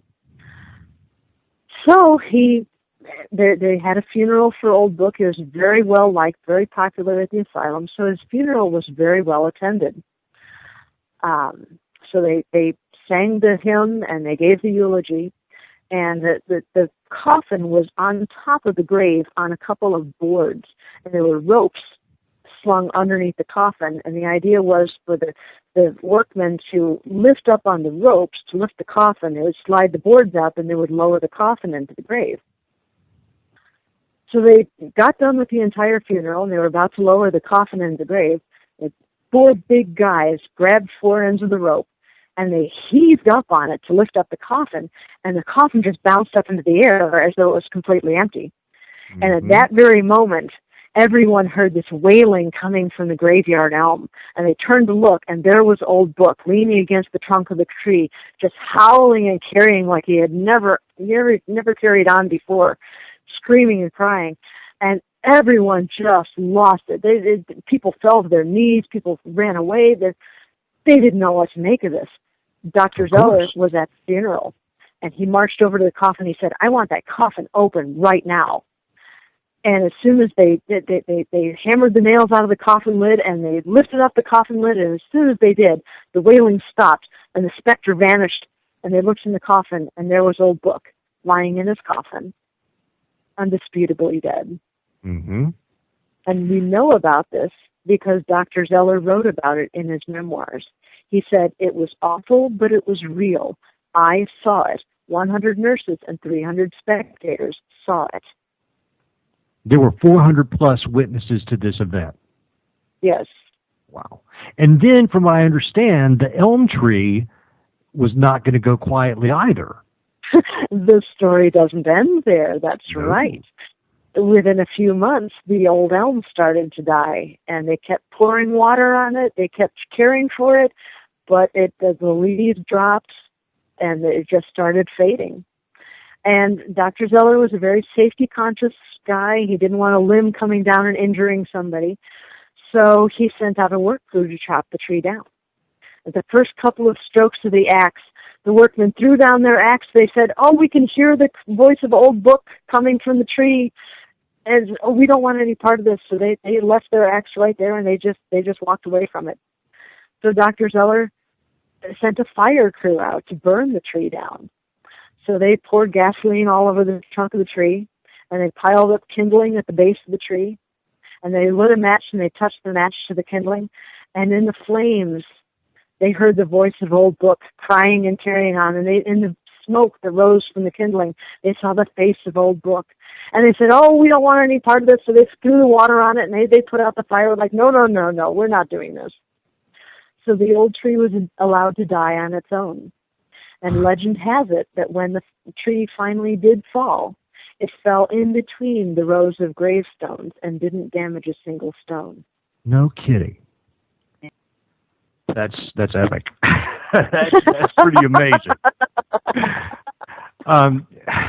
Well, if I go there today, what do I see when I go up to this mountain and I see these large buildings? Are the cemeteries all well manicured? And I mean, I know at one point this was all in disrepair. What does it look like these days? It was in a horrible state of disrepair. They were overgrown. They were not cared for at all. But since then, people have realized that the asylum is an important place to remember. So if you go there now, if you go up the hill, and you'll see this big stone building on your right. That's the Bowen building. Mm-hmm. And if you take the street to your left, and if you go about a block, you'll see a long, low H-shaped building. It looks like an abandoned grade school. That's the Pollock Hospital. Mm-hmm. And if you continue, if you just go just a few steps outside the Circle Drive, next to the Pollock Hospital, and you go down a little swale of grass, and you go through the tree line, and it opens up into Cemetery 2, where Old Book is buried. And the Cemetery 2 is ringed with these trees, and it's a very, very wild energy there. It's very, very shaded, very quiet, and very, very haunted, for lack of a better word.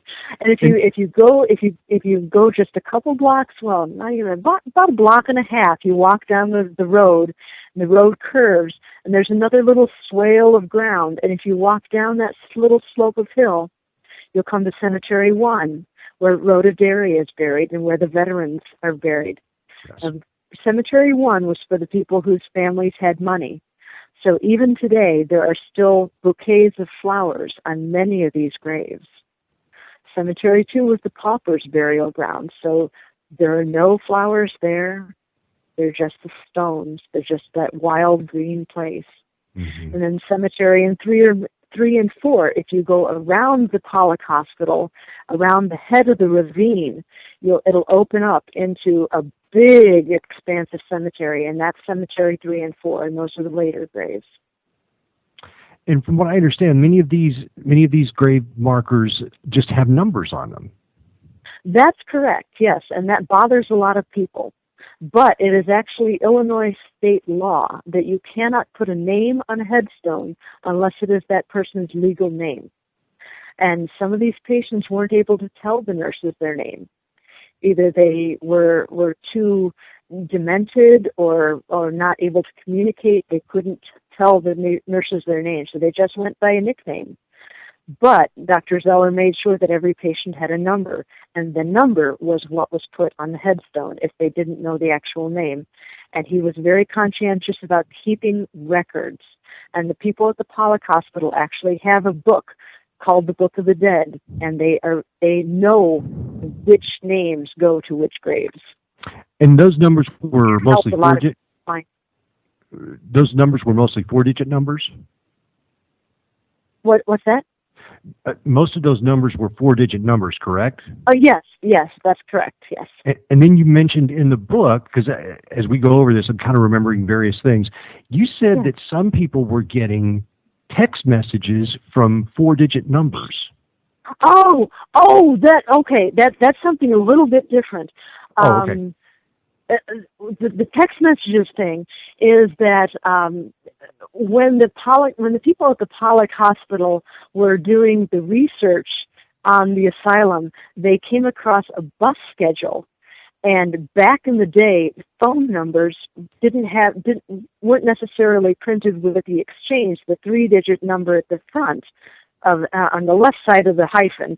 Mm-hmm. They usually just, if they had a business card or a bus schedule or something, or a restaurant advertisement, sometimes if it was a very small town, all they put was the four digits of the number. They didn't even bother with the exchange. Right. So that's what they had found was this bus schedule with the four-digit number.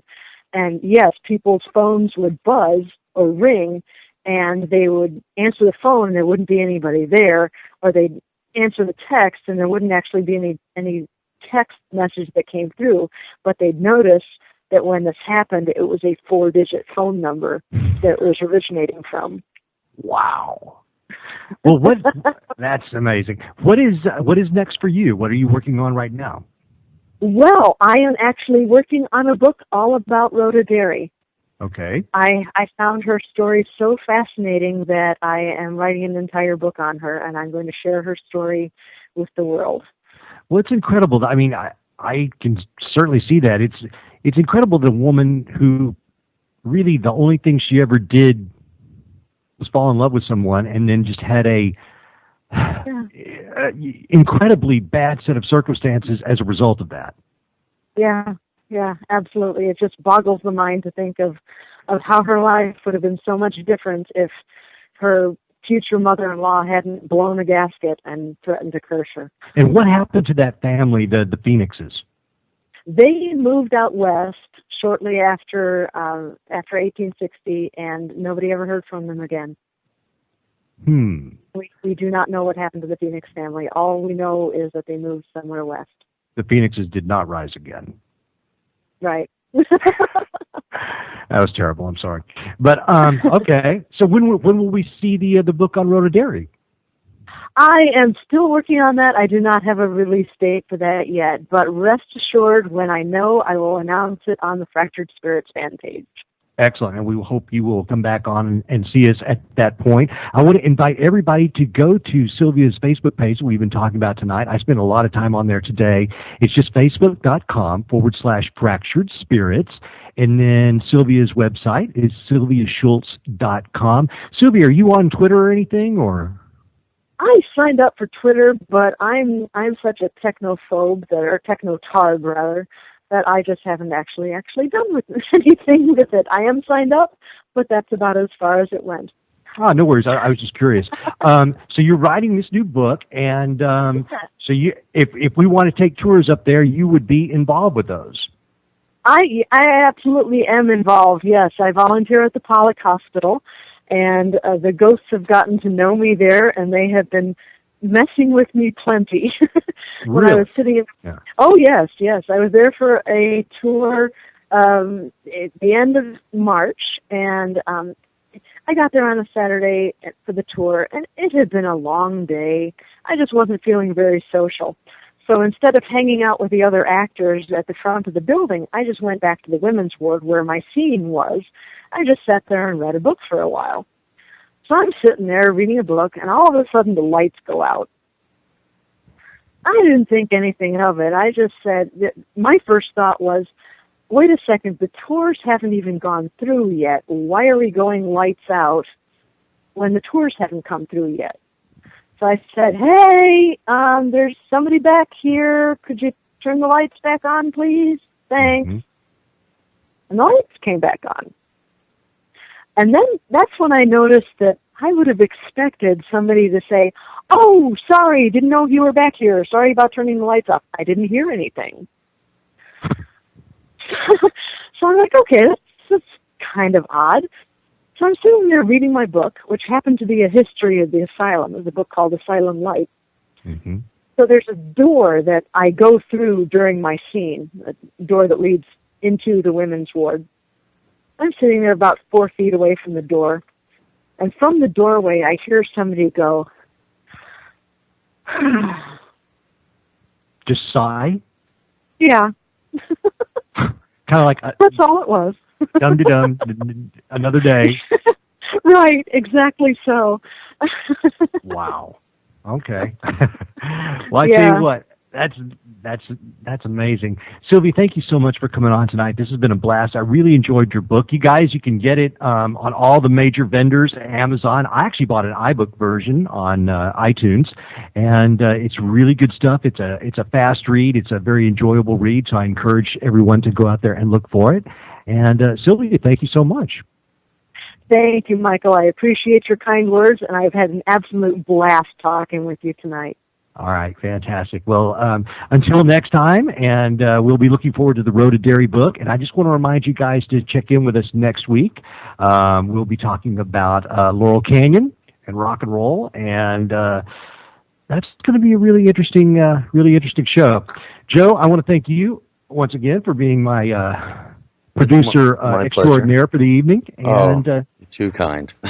And to all of you guys, I hope you will listen in next week. Please look for me on Twitter. It's just ePyramid or @ePyramid or Michael Parker LA. And let me know what you guys would like for us to do in the future on the show. We've got a few more episodes already planned, and I'm reaching out to people all the time. So if there are particular subjects that you would like us to look into, or guests that you would like us to reach out to, or if you have something you'd like to pitch us, feel free and hit me up, and we'll take a look at it. And as Joe mentioned before, let's take a moment of meditation this evening to remember the fallen and the heroes of the invasion of Normandy and all people who go out there and fight for us every day. And we're at a place right now where we are constantly seeing things that depress us and bring us down. But remember, there's good people out there that are doing the best that they can every day, and you are one of the good people. So we're winning. And until next time, my name's Michael Parker. Thank you for listening. This has been the Electric Pyramid. Triangulate the truth. Good night, my friends.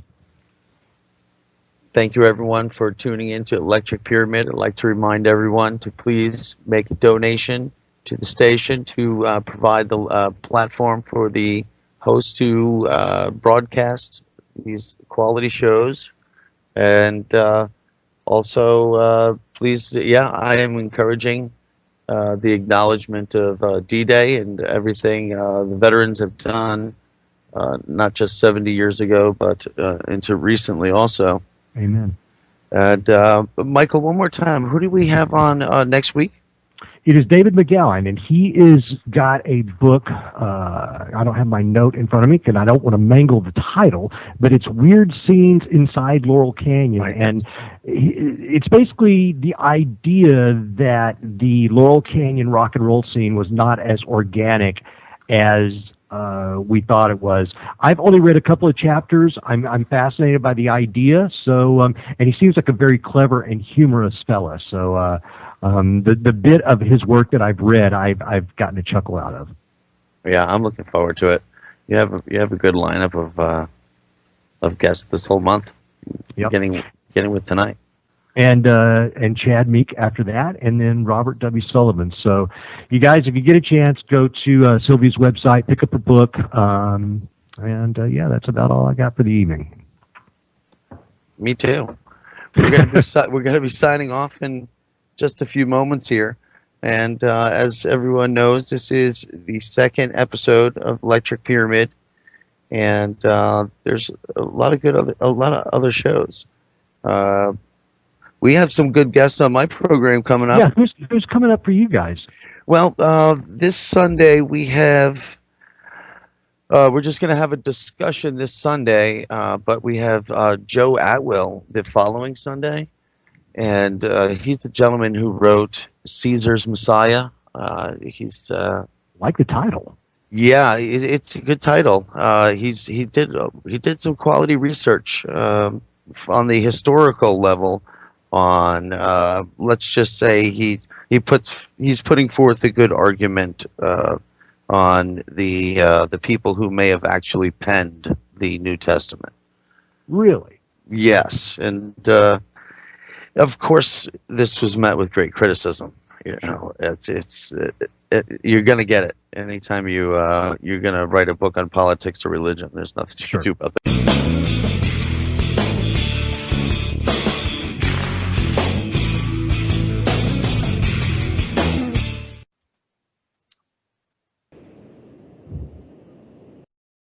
Ideas and fresh perspectives.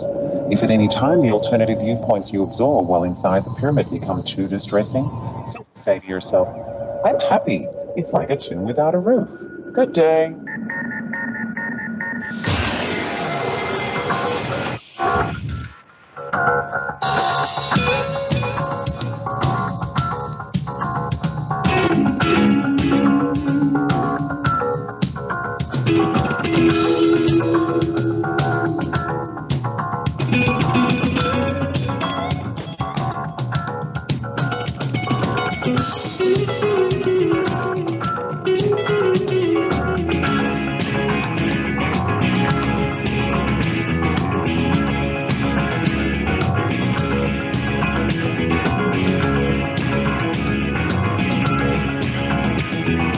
Greetings, truth seekers, paradigm busters, New World Order, civil disobedience, freedom fighters, free thinkers, higher mammals, good people of all types. How's it going? My name is Michael Parker.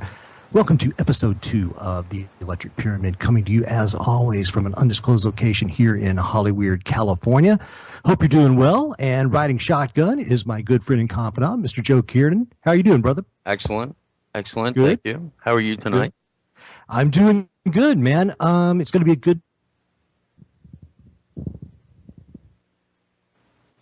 is going to be talking about her new book. And before I get to that, I just want to tell you guys, this is my second show, and I've noticed that we've had a couple of audio issues, so we're working on that. And just bear with me. I'm kind of an audio geek, so a little grim, really fortuitous and very inspiring. My oldest daughter, Nico, is in the 6th grade here in reusable spacecraft. This is a literal rocket factory in Southern California.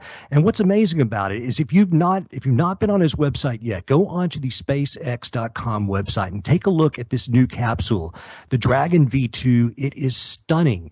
It will hold 7 people, and when you look inside of it, from the outside, you might say, well, that looks like a kind of typical small capsule. But if you look at the inside of it, first of all, it holds 7 people. It's extremely clean in its design.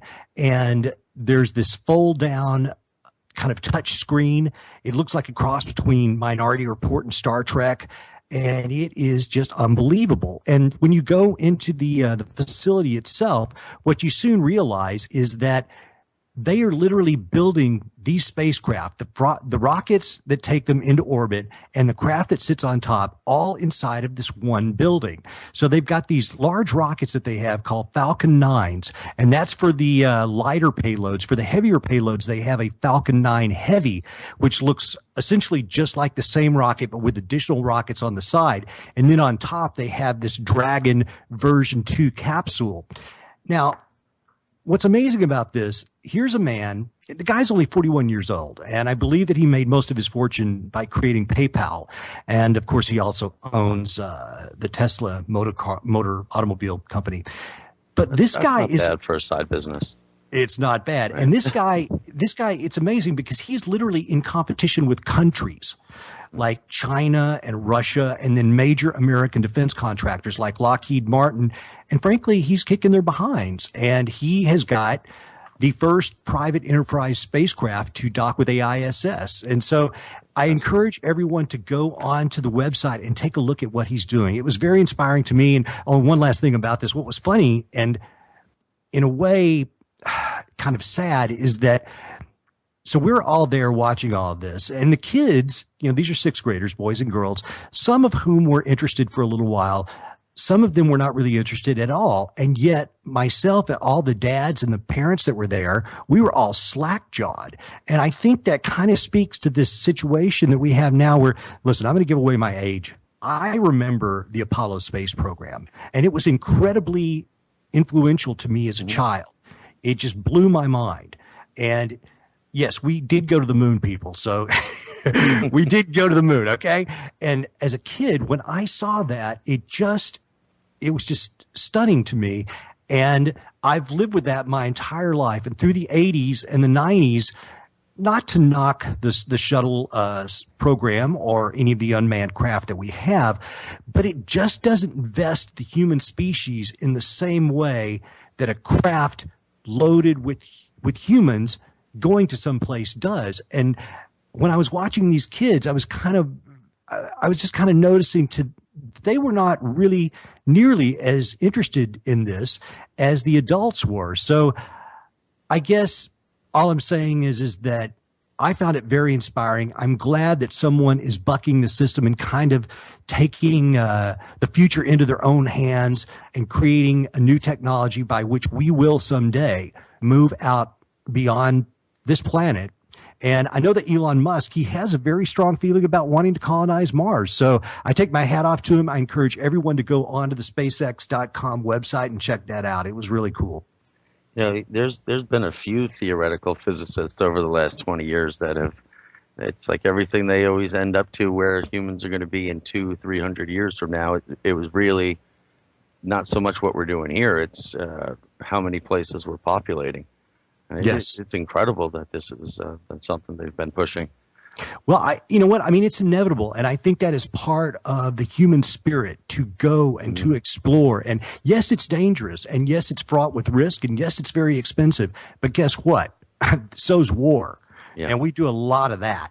And so right now, this man, Elon Musk, is creating spacecraft that we can use over and over again. Oh, and that was one other thing that was quite interesting.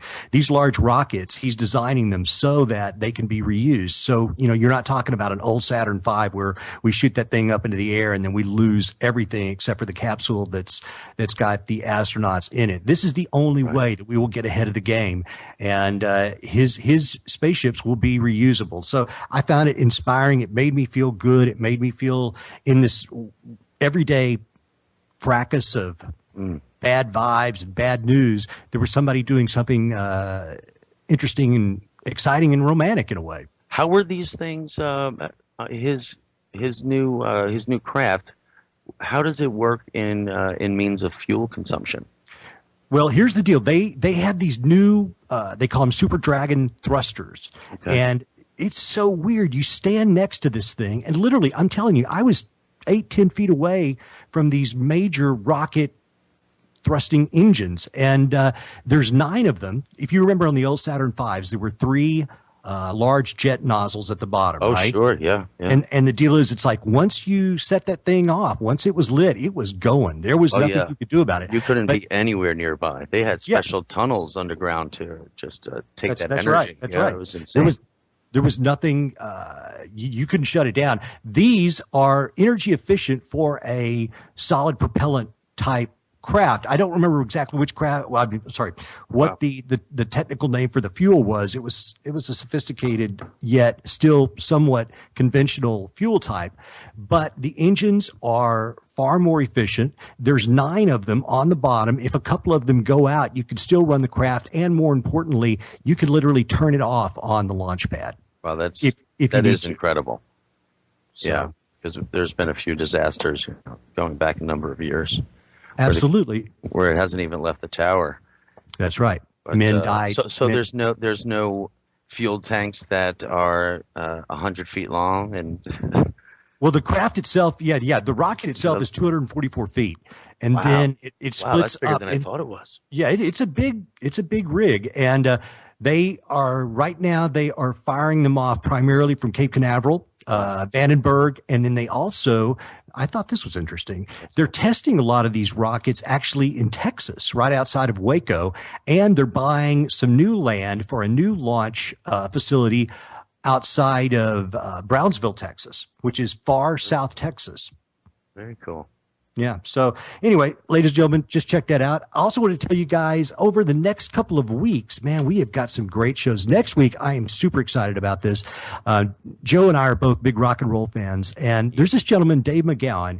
He is a journalist from here in Southern California. He's written this book called Weird Scenes Inside Laurel Canyon. And his basic premise, now I've read some of the chapters online. I'm going to purchase this book and read it over the next week, is that many of the major kind of rock aristocracy that came out of Southern California and the Laurel Canyon scene in the late 60s was actually being, I don't know if the word infiltrated is the correct thing, but influenced by a kind of secret military industrial intelligence unit, which just seems completely nuts. But he's going to tell us about it. So we're going to be talking about the Doors. We're going to be talking about the Zappas, who I worked for a little while. We'll be talking about Crosby, Stills, Nash and Young, the Love, all of the bands that came out of this area in the late 60s. So that's going to be next week.